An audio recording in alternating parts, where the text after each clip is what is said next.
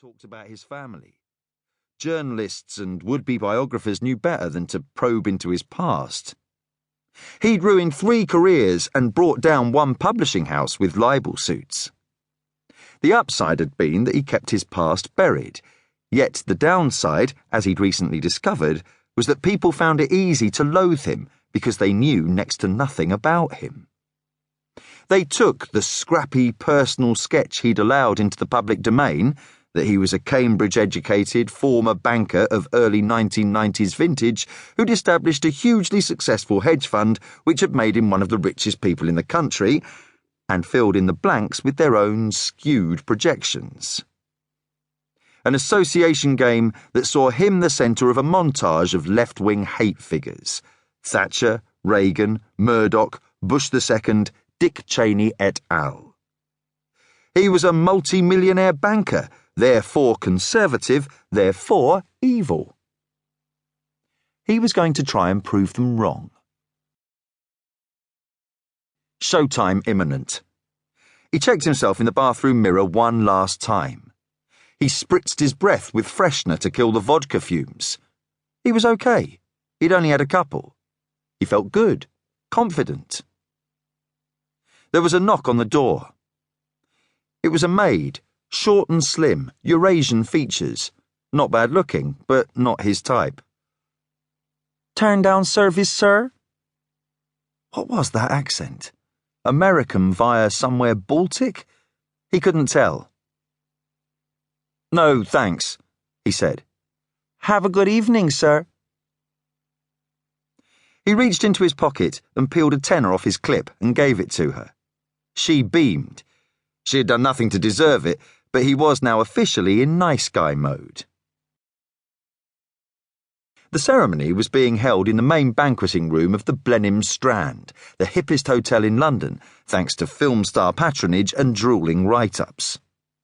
Vernon had booked himself into Suite 18 on the 12th floor, the main selling point of which was a panoramic view of the South Bank and the city beyond.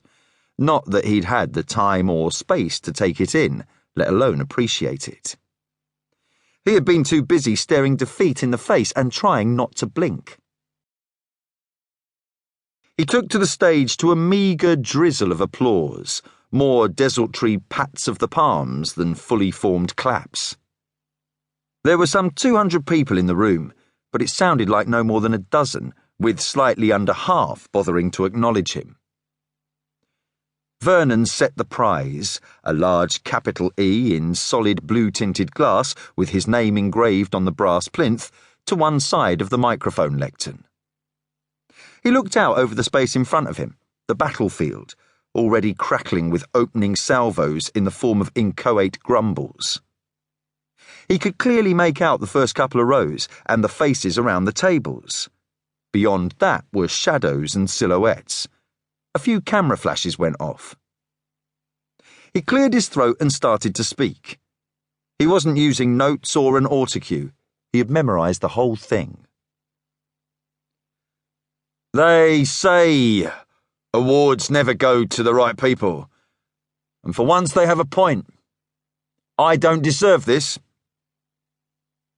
He was expecting a reaction of some kind, angry accord at the very least, but no one said a thing. It was so quiet he heard the microphone hum. He was glad he'd had those few drinks before. 2 double vodkas in his room upstairs after he'd run through his speech for the final time, a couple more discreet ones during dinner. While it didn't make him bolder or lighten the immensity of the task before him, it had blunted his fear and loosened him up a little. He began by complimenting and commiserating with the runners-up. He commended their individual achievements. He had researched them all thoroughly.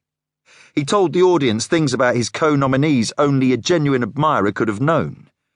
He got a quick shower of applause from the edges of the room, but it was swallowed up by the cavernous quiet. Vernon appeared nervous and spoke haltingly at first. This was, of course, deliberate, all part of the plan. As was the voice he was using, what he sometimes referred to as his rags-to-riches brogue. It was a Caribbean-tinged variant of the estuary accent he had deliberately shed on his 18th